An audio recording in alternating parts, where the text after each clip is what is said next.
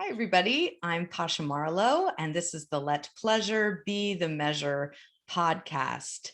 I'm thrilled to bring you today a new friend and guest, Nicole Fevrier-Davis. Nicole and I have a lot in common. We're both certified personal trainers, but as we got older and started to become more aware of our expansiveness and awareness and all that we understand about the world and beyond, we started bringing in new aspects into our work. And so I call my work now holistic personal training, but Nicole is known as the psychic trainer, and she brings her psychic abilities to her personal training, which I find fascinating. So welcome, Nicole. Thank you. Thank you. Thank you. Thank you. This is so much fun. I love being here. Yay. It like to me feels intuitive and like, of course we should start talking about mind, body, spirit, energy, within our exercise and fitness routine, because we know it's not just about the body. So to me, I can't imagine training anybody without going into those deeper levels. So how did you come to that transition? So years and years and years ago, I knew that I could give psychic readings. I'd been giving psychic readings on and off to people since I was 16, and then started, fitness training when I was 18. And at that time, they were two mutually exclusive worlds.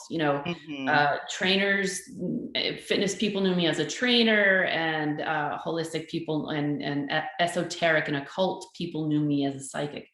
And I never thought that they would ever bridge or gap over until recently. And that was, when I say recently, it depends on how old you are.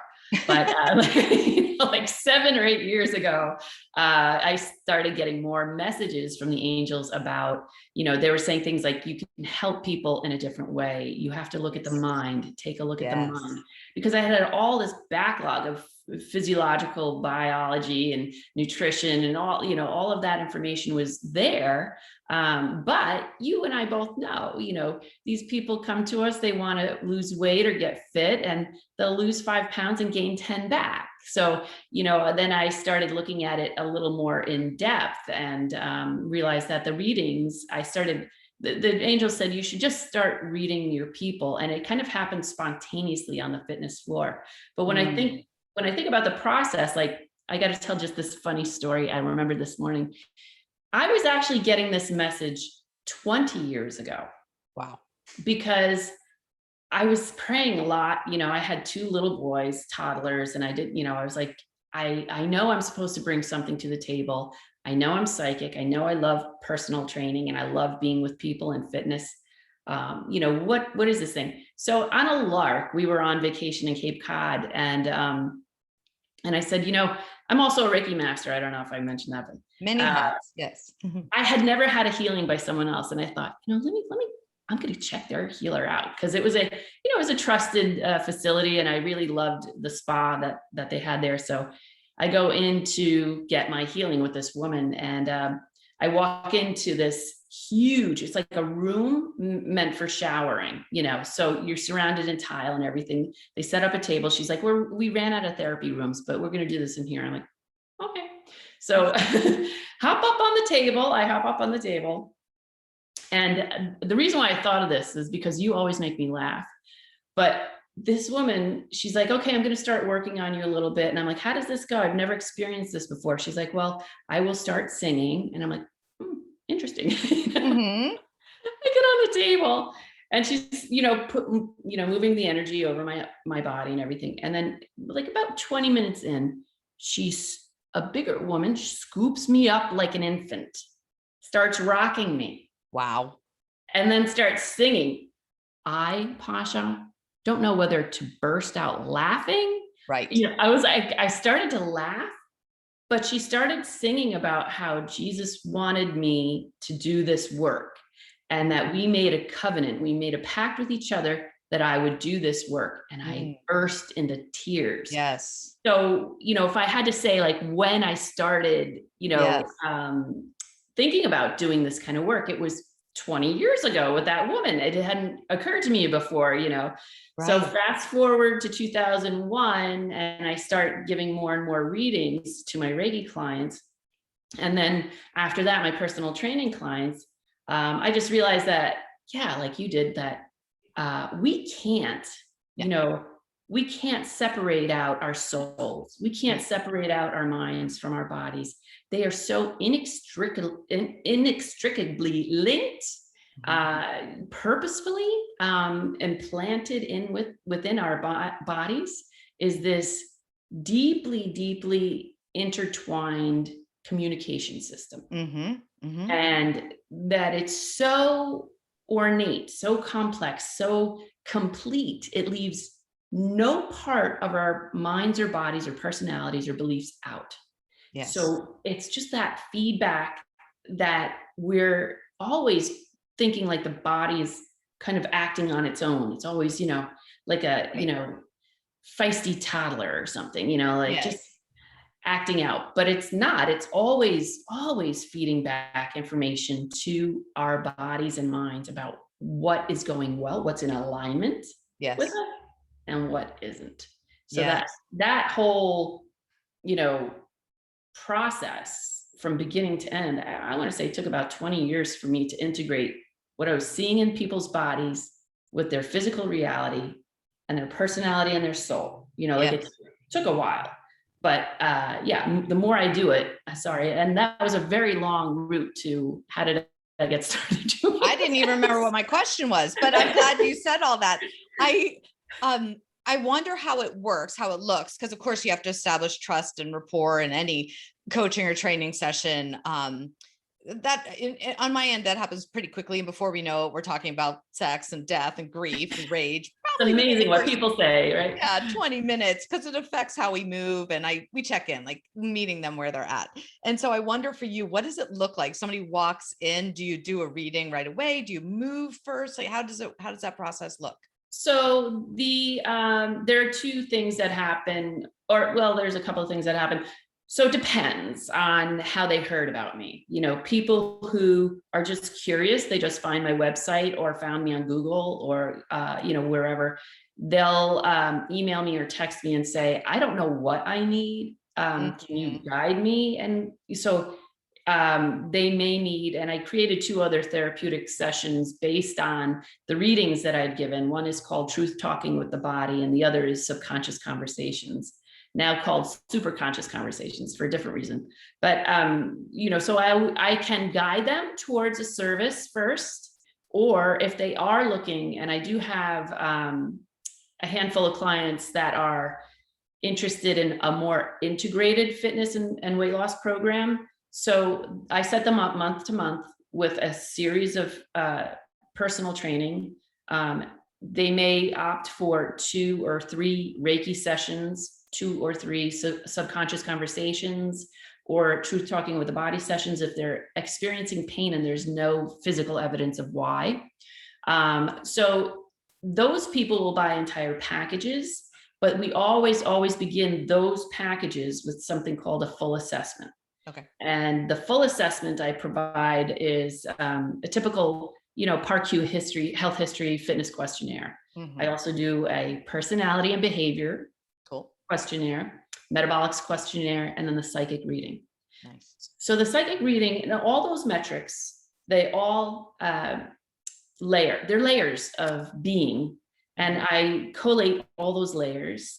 And if there's a consistent issue with the same layer, area of that layer, then I know, okay, this is the piece that's affecting your metabolism, or, this is the piece that froze your shoulder, or, this is the pieces that's compromising intestinal flora and fauna, that sort of thing. So when I do the psychic reading in that context, it is all about their goal, how they can get to their goal given all of those metrics.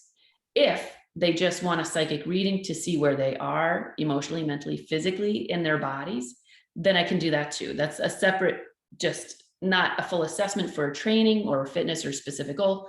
Just how am I doing? I have questions, or Like I had a woman the other day say, I've been trying to lose weight on my own. I don't know why I'm not losing weight. And so her reading kind of revealed a couple of things to her. And that's what'll happen.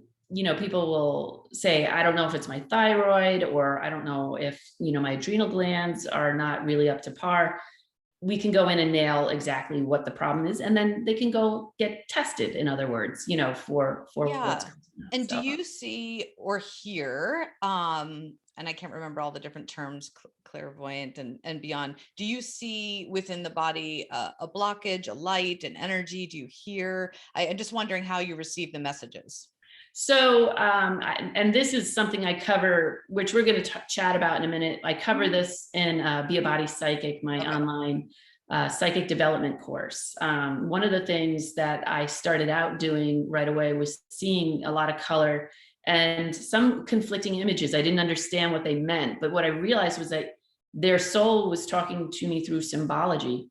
But the more I gave the readings, other things were happening. I would have severe neck pain before someone came in who had arthritis in the cervical vertebra. I would, experience bloat in my stomach if someone had a hard time digesting or had colitis or something like that, And then for the last, I want to say 15 years, 14 years, I can hear everything, like everything that's going on. I'll be working on someone and one of the angels will say, go up to the left shoulder. There's communication in there about nervous tension, about, losing the mother in the family, and let's work on that.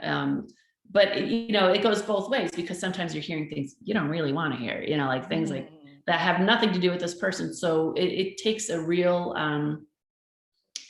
concerted effort to be clear, in each of those, like set your intention, set your protection, and be clear that you are vibrating at that vibration that needs to communicate that person's, soul intention. So yeah, I'm clairaudient, clairvoyant, and clairsentient. And for those like me who are new to all this, when you're talking about listening to angels and spirits, are you talking about people who we've known, or spirit guides that are out there, whether we've known them in this earth human suit, whatever you call it? So there are many designations. Okay, there's cherubim, there's seraphim, there's angels, there's archangels. That's, they're a part of the divine realm, I want to say. Then there's this other part that you may have guides from past ancestry that have passed over, and they recognize something in you that's just like them, and they want to see that flourish and do well and stuff like that. So you may have spirit guides excuse me, that are members of your family that have passed over. That's one part of the human transition to a spirit realm. But then I have found too that certain people who come to me, they'll say things like, I started craving almonds. I hate almonds. I don't know why I'm eating almonds. Or, they'll say, like, for some reason, I just feel so exhausted all the time. And it has nothing to do with their adrenal glands or their thyroid or any other functioning of the biological body. It'll have to do with them picking up something called entities. And these entities don't necessarily have any relationship with you directly. You may be walking through a park, or picking a child up at a nursery, or at a school or something, and that entity that's just in transition doesn't know that they've died, haven't moved on. They're in this transition place. They can attach themselves to you because of your energy, because of your light, because of your joy. And they're just trying to get a hit of that humanness again. But they aren't necessarily, the helpful kinds of guides that, the ascended masters or the angels or, Buddha or any of the other gods and goddesses can be. So yeah, they're two separate realms, and some of them are beneficial, some of them not so much. Right. Yes, I've been told several times that this regarding my son and his illness, that he has some entities that have attached to him because he's such a sympathetic, empathetic soul that they are like, oh, you'll accept us, and then they're kind of riding literally on his back. And I could go into it further, but it's been fascinating to. We did a paranormal removal, I believe they called it, and somebody else did a shake. Oh my gosh, I should know these terms better. Akashic reading.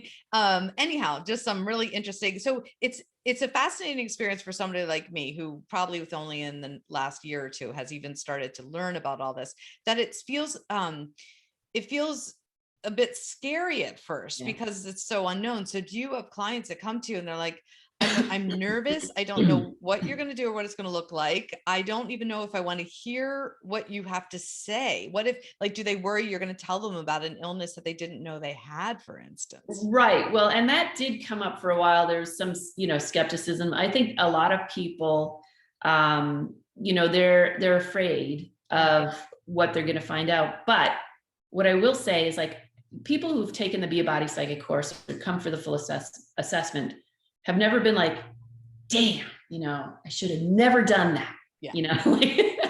It's always come out for the better because, essentially, like I said, we're in charge of this feedback loop. And when you take into account all the good that you've created in your life and all the love and the joy that you've created in your life, and you can actually see that, like, embedded in your cells, embedded in your body, that's something to feel really good about. Yes. So more often people find that positivity, that joy, than the darkness and the imbalances. Okay. But I will say, like, you hear in traditional Western medicine every day, get tested for whatever it is, colon cancer, breast cancer, COVID, get tested. This is a way that you can do a test on yourself that doesn't have a negative repercussion every single time. You know what I'm saying? Like, you don't have to feel nervous or anxious or sad about it because it's something that you already embody, Right. So we can look at it as something like, oh, I'm scared, I'm going to just, discover something negative. Or we could say, oh, wow, you know what? That's super empowering that I knew about this before it manifested into a physical thing. Yes, you're just remembering. You're just checking with something you already knew but weren't aware of. Okay. Yes, exactly. Okay. So, I mean, I think what's scary is when someone else, maybe like a doctor or a chiropractor, someone else tells you what's wrong with you. That's scary to me. I want to be there before they get there. Yes. I want to have that power before they get there. I want to know, and I remember this story now. I forget the author, but he was in a serious biking accident. And, traumatized his neck, traumatized everything. They said, you'll never run or walk again. And he sat back, he said, you don't know me very well, do you? Mm-hmm. And within a year, he was up and walking, and he's been running races, marathons ever since. So that just, that's just one testimonial to an incredible way of working with your body. Yes. That, people don't embody normally. We're always told, go to the professionals, go to this one, go to that, specialist, and they know better than you do about this thing, but they don't know you. I'm laughing because, of course, it's touching a personal nerve. Right after my first hip replacement, he goes, well, you might as well quit your career now because you'll never practice yoga again. To which I said, one, you don't know me. And obviously you don't know what yoga is if you just said that. And then skip ahead a few more years after my second hip replacement because of a recall. That happens. He said, wheeling me into the operating room, he goes, just don't get pregnant again because it'll never work. Baby won't be okay. And something inside of me was like, how the hell I won't. And then a month later I was pregnant. And he was like, how did you even do that? You're on a walker. How did you get pregnant? I'm like, I'm creative and you didn't give me credit. Yeah, absolutely. And this is what I'm saying, people shouldn't fear what's in their own body mind, I call it, they shouldn't fear what's in there. There's only good, you can only access your power through very, very limited venues right now. And this is a beautiful way of accessing your own power and reaffirming, yeah, that's damn right. I can do this. I can, this is not above or beyond me. It is well within my control. And I'm going to take that power back now. Thank you. Yeah. Right. Thank you very much. Yes. And do you, I assume, just because I'm a personal trainer, this is what most people say to me is, I want to lose weight. And recently I've been trying to reframe that, because I feel like in midlife and beyond, we have so many already losses in our lives of people and things and houses and expectations and, and so I don't want to lose anything else. I just want to gain. I want to gain strength. I want to gain confidence. I want to gain awareness and enlightenment. And so, and yet it's still the number one goal people come in with. So I'm wondering for you, how you find the connection between weight loss and the expectations that people have and enlightenment and in your work in general. How do you? Well, that's a great question, because, people come to you all the time like, oh, I got to lose 20 pounds. I have to lose 15. I have to lose 80 pounds. And you're always kind of in the position, because of your certifications, to say, well, we could do this and we could do this and we could do this. But you and I both know that it's really their emotions and their mind and their body that is dictating those neurotransmitters, those hormonal chemistry and the intestinal flora fauna that is controlling the metabolism. So when I work with someone who wants a weight loss goal, inevitably the reading will kind of unfold, and I can see it in their energy. I'm writing a book about it now, based on the Be a Body Psychic. That's your first book. book. And by the way, this is kind of how I see people. Oh, thank you. Oh, I like it. So there's a visual for those that are listening. It's like it looks like rainbow and fire and electricity. I don't know. That's how I'm seeing it. And it'll be different each and every time. I mean, if, sometimes, let's see, on my website, you could see pictures of other people that I've drawn. And then I also do energy portraits. Like I'll take someone's portrait and draw them realistically, but I'll also add any colors that I see behind them. Cool. But so, when we're looking at the body like that, you start to realize this person doesn't need to lose weight. They need to lose the fear of not being loved when they were 3. Yes. They need to lose the anxiety over finding a new home. They need to lose the terrible relationship they have with their current husband, or they need to lose. And these are the things that people are afraid of. But Archangel Metatron told me, you have to instill in people never to fear change. Change is going to happen regardless if they want it to or not. And they have to empower themselves with that thought that they have the power to make a change instead of having the change put on them, Yes. And that's the biggest thing. So when I say, when someone says I have to lose weight, I say, no, you have to lose the emotion that caused the weight gain. You have to lose that. And then we go back into, how do we do that? How do we lose, not feeling appreciated by your father growing up? How do we lose those traumatic experiences like rape, or, maybe you witnessed a murder, or you had a severe car accident or something like that in your youth? How do you lose that fear? So and is it actually losing it? Like you believe you could actually just lose it, or is it moving through it and accepting it? Okay, so there are a couple of ways. Moving through it and accepting it is one way. But what I go back 7 years, but I've been doing something called subconscious conversations, because as you know, when you do like a PAR-Q health history questionnaire, or even an emotional, behavior questionnaire, the personality questionnaire, everyone paints this really bright, shiny picture that everything is fine and their life is really good right now. And you believe it, I believe it 100%. But what they don't realize is that, when they were raped at 17, that is still with them. And that's acting on the subconscious mind, whether they want it to or not. Yes. So I created something called the subconscious conversation, which now includes the superconscious mind. And it allows for the superconscious mind, which is connected to all divine wisdom, all divine healing, all light. That's our connecting point to our own minds and bodies. So I asked the superconscious mind to step in.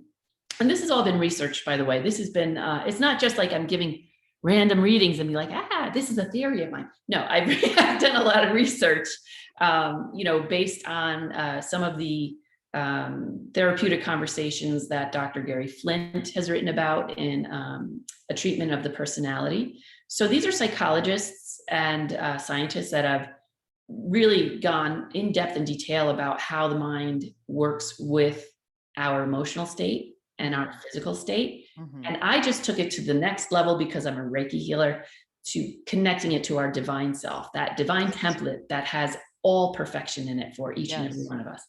When I asked that divine template to open up, and I asked the superconscious to come in and treat in a massive change history, not to ignore, not to belittle your experiences or your beliefs, but to put a different focal point on it. Mm-hmm. And to allow something better to take over, something more empowering, more light-filled, more joy and filled with love. Because you can't have fear and depression and anger in the same place there's love and joy and light, right? So that has been a mind-blowing experience, not just for my clients, but for myself. I just treated a woman this morning who needs to lose weight, but she also has severe cold, bad sore throat and cold. And I led her through a super conscious conversation. We realized the origination of it was in depression, and that originated in her childhood. And I asked for the super conscious mind to create a massive change history in all beliefs, all memories, all emotions associated with that. She came out of it.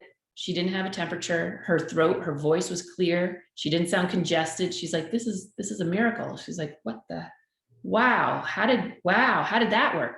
This is how it works. The more we are accessing that information from our body, mind, holding it in ourselves, the easier it is to heal, the easier it is to lose weight, the more powerful we feel in our own process. We're no longer victims, I'm sorry that again, I'm going on and on and on. Yeah. It's fascinating to me because I hear that a lot. You can't hold, fear and love in the same moment. And I'm grappling a lot with that lately because I'm feeling more that I can and do. And perhaps that's part of my healing process, is that I feel so paradoxical in each moment that I can be, fearing my son's illness because I love him so much, and vice versa, And so I've always struggled with that they're separate. That's a little different though. When you are working through emotions about a loved one, that's a little different. I'm talking about like living in this moment of fear, anxiety, pain, and suffering, and choosing to feel something different and allow that to expand and be bigger than the suffering, Yes, I hear you there. So that it is a little different. I also live that too. And I find that in the last 2 years, don't you think the paradoxes have been even more dramatic? Yes, and I do. Boom, boom, boom. Like right now, I just found out that we put an offer on a house, and I was all set because we were supposed to move in a month. The owners here sold this house. Those sellers pulled out. I have nowhere to live in a month. And yet I'm overjoyed to see you. I have no idea where I'm going to live in a month. I have nowhere to go. I have no prospects. And I'm thrilled to be here. Well, and don't you find, I'm in those moments a lot where the uncertainty, I find it can be joyful because it makes me feel alive. I'm very much alive and curious. This is how I respond when I have no idea where I'm going to live in a month. Yes. It's a curiosity. Well, and I have never been one, and I don't think you are either, the type that fears change. I don't fear change. I love change. In fact, I've reinvented myself, I don't know, like 8 times in this lifetime. I feel like I've lived 8 lifetimes in this lifetime. I don't fear change. It's not that. It's just that I find that more recently, and I want to say like in the last 2 or 3 years, the focal point, the angels always tell me, keep your vibration high, Mm. keep it high. And I'm always struggling because some of the people I live with aren't very joyful. You know what I'm saying? So I'm always struggling with that, is like, that's a huge challenge for me. And I'm wondering if that's more the challenge than the big paradoxes of not feeling really secure in where I'm going to move, or, or Mhm. just loving what I do so much, like that's the paradox for me right now. But at the same Yes. time, I think that's where the spiritual warriorship comes in, right? Yes. Yes. Yes. And you're right. It's tricky because we live with other people with other energies and entities and beliefs. That's a whole other show, right, Pasha? Oh my goodness, absolutely. And to be honest, in my family, I'm the one that struggles to keep that high vibration because I often go to a place of fear and anxiety, probably from past traumas. And my husband will say all the time, "It'll work out, it'll be fine." I'm like, "We don't have a house to live in." And I'll be like, "I don't want to live in my car." And I'll get really like scared. He's like, "Okay, we're far from that." But I jump ahead. So It's so funny you said that though, because this is like exactly what I was going through last night. And I started going into that dark place. And I'm like, this is ridiculous. I have more faith in myself than that. I can do this. we But forget the word. Hmm? did you just move? Is that what happened? Or I just moved, but when we moved to our house, this is a month ago, it was a sick house, a toxic house with mold. okay. And so immediately I had to move out with my son. And for the month of June, I did not live in my house and I did not have a safe house to go to that I owned. But this was the lesson for me of surrender Yeah. and receiving help. I put it out there vulnerably and I think courageously, put it out on Facebook. Actually, I was like, "I have toxic mold and I don't know where to sleep and I have a Yeah. sick kid." And then unbelievable angels surrounded us in June. People I never met offered their homes around the world. I ended up Wow. needing to go only out of the state a couple times, but the entire month of June we stayed with friends or strangers on their couches or in their Wow. spare rooms, and it was Wow. safe and it was comfortable and they were loving. And it was a beautiful experience for me to hold my vibrations high Yep. with my son, who was like confused. "Where are we sleeping tonight? Where are we going?" And I'm like, "This is such an adventure. And oh my gosh, how fortunate we are to meet all these people and to sleep in Yeah. different beds. And now we can figure out like what kind of decor we want Mhm. in our new house. And I like these sheets. Do you like these sheets? We can, when we get our house back, just finding new Yeah. ways to think Yeah. about it." And Yeah. I'm very fortunate that I was able to get there because I needed to for him. And then Yeah. in turn, of course, myself. Yeah, no, I think you made making change very safe for him. I think that's awesome. Hmm. That's phenomenal. I didn't know the whole story. I just knew that you were suffering with mold, and I didn't really feel like that the first place had mold in it. So I was really like, wow, when did that happen? But Why'd she that move makes from more there? sense. Yeah, yeah, yeah. That makes more sense. I thought the first house that we were in was contributing to his illness somehow, whether it was an entity Mhm. or something environmental. I just had an intuition that there was something in the house, and I don't know what it was still. All I Right, know, and then right. I got here and it was worse. And then we fixed it, and Yeah, now we're coming through it, and good. both of us feel better. So Good, we good. just needed to change. I don't Yes. know why. Yeah. Yeah, no, well, and maybe there was something, like you said, you needed to experience for him with him, and come through it together in a different way than the fear would have Interesting. had. Yeah, maybe we needed to be, unrooted to feel rooted, or homeless Mm. to feel rooted in a home. It's Uh, just so weird how your experiences with the home thing is kind of like you found a home. I haven't found one yet, but it's just interesting the parallels. it is. It is. It's so fascinating. Yes, and I'm so intrigued by your work. And now, of course, we can't. Once we see something, we can't unsee it. Once we know something, we can't unknow it. I don't think I'll ever walk into a therapeutic comedy session or a coaching session where I don't tell people to embody their emotions and move. And I don't think I'll ever do a personal training session without bringing in mindset and therapeutic comedy. And Yeah. so it looks like a bizarre blend from the outside, but to me, it's all just intertwined into, empowerment and awareness and pleasure, And I think knowing. I think the more like when you talk to other wellness practitioners, Mhm. healers, trainers, chiropractors, I think we're all on the same Yes. trajectory. we're all recognizing that need to encompass the entire being in a holistic manner.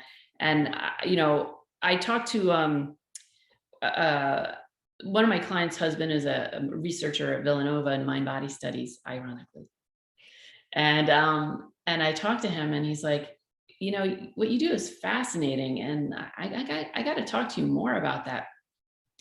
I think it's just a matter of time before Western medicine really starts to engage more in intuitive studies, emotions, how the emotions act on the body.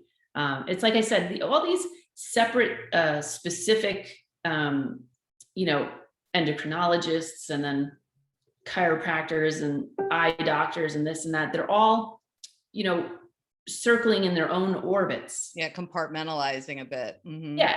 And there's no crossover, but I look for a moment in time in our Western medical history that the crossover happens. Yes. With compassion.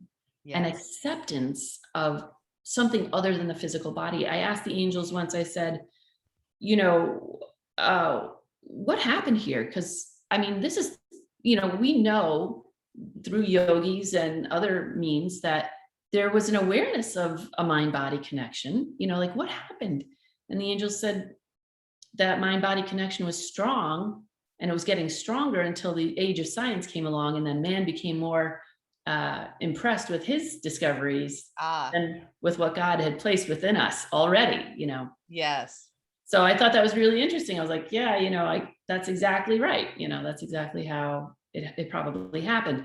But, this whole thing made me feel very, very strongly that this is the pact or the contract that I have with Jesus, is that it wasn't just to figure out how the science blends with the soul, but then to teach it, So that's why I did create Be a Body Psychic, and the accompanying visualizations come with it. Nice. So when you do sign up for the course, the book and the workbook and the visualizations come free with the course. Okay. It's not a labor. I want to say it's a passion project. Yes. I love seeing people. I have a testimonial reel of people. Saw that. Yeah. Oh, you saw it. Yes. And did you see one of the participants? She's like, mind blown. Is that Stephanie? I could. That wasn't Stephanie, but she had some great comments too. She was really sweet. She's so enthusiastic and open to experience. I love it. Yeah. Yes. I love that we have so many mutual friends out there, and you have a second coming up here to New York. I think I might be visiting with her and doing my podcast next week with her. Oh, how fun. Yeah, she's a hoot. She comes to all the comedy shows I do. I love her. I do too. She's fantastic. Stephanie McPherson, Stephanie McPherson, we're talking about you. And she's Freakin' is her podcast, I think. Freakalicious. What is it? The Freakin'. Okay, I always say the fucking Freakalicious, but it's yeah, something like that. Yeah, that's what it is. She'd be fine with that. So you have a second book coming out. I know it's not till later this year, but what is the name of that one? Oh yes, so these it's called Embodying Enlightenment. Okay. And where Be a Body Psychic focuses on primarily starting that connection with your mind and body, visualizations to do that. Embodying Enlightenment is more specifically focused on weight health. Okay. So it's Embodying Enlightenment, your soul answers to the science of your weight health. Okay. Because I couldn't stop here, I couldn't stop at Be a Body Psychic. Yes. I was like, the more readings I gave to my personal training clients, the more I recognized and realized that I hadn't covered all of it in this book. There was more information, especially, I give examples throughout the book of readings I've given to clients in the past who have struggled with debilitating depression, struggled with, their sexuality, struggled with their, hip problems, or struggled with their inequities and self-confidence, feeling safe, feeling loved, feeling heard, and how all of that can impact your weight health. Yes. So that I'm hoping, cross your fingers for me. I sent it into a Hay House contest. Oh, good. And I'm hoping that, to hear maybe in August that, hopefully Yes. I Yes. win. I hope so. And then your program, if people want to reach you or sign up for your program, how can they best reach you, Nicole? You can always contact me through mindbodymastery.org. You can also email me at, let's see, what is it? You could do Nicole's mbm@gmail.com. Okay. And I'll put these in the notes, of course. Yeah, and then you can also call me 646-739-7879, except if you're a weird guy who wants to sext me, that's not possible. Is that your real number? Did you just give away your actual personal number? No, yeah, it's been publicized on my website. Oh, it's one of these like business text things. These are like fancy. I just give people actual numbers. Actually, you know what? I haven't used Textaful in a while. This is actually my my cell phone number, so you can reach me directly. It's 646-739-7879. I've used it for years. I'm not afraid. Okay. Beautiful. No fear. No fear. All right. I'm going to manifest for you. Hay House saying yes. And the house of your dreams just appearing today with a pool so I can come visit you. It's funny you said that. That's a different story. We'll talk about another time. Oh my goodness. Such a pleasure talking with you, Nicole. And I just encourage everybody to reach out to Nicole, even if this seems anything from scary to bizarre to something that you've always known that you've wanted to explore. And what a fascinating career you've built. I'm so happy for you that you found a way to blend and integrate your passions. Thank you. Yeah, it's an interesting life. My husband's like, whatever, you go do what you do. You do you. Yeah. And you're like, yes, I will. Thank you so much. You're the same way though. I am. There's no stopping me, and anyone could tell me it's weird, and it'll make me want to do it more. So, haha, right? Exactly. So please do reach out to Nicole, everyone out there. And then, of course, if you want to continue the conversation with me, you can DM me or email me. You can find me on my website, pashamarlow.com. I offer the one-on-one coaching and the group coaching through Roar with Laughter. And if you liked this podcast, please like it and subscribe, but then share it. Yeah, share it with all your woo-woo or non-woo-woo friends so they can hear about it. And yeah, such a pleasure talking with everybody today, and look forward to next episode. Thank you so much, Pasha. Thanks, everyone. Have a great day. Woohoo! Love your mind and body.